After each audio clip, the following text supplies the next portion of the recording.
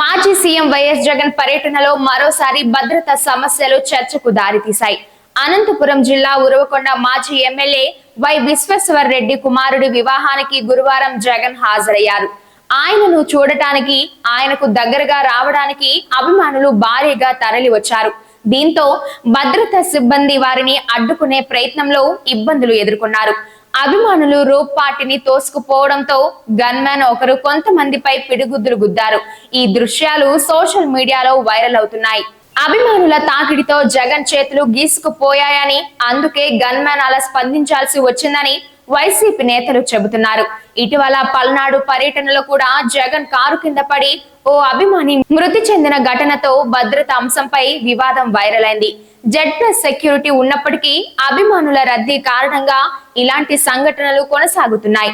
భద్రతా లోపాలు నివారించేందుకు ప్రభుత్వ నిబంధనల మేరకే సెక్యూరిటీ ఇస్తుండగా జగన్ ప్రైవేట్ సిబ్బందిని కూడా నియమించుకున్నారు.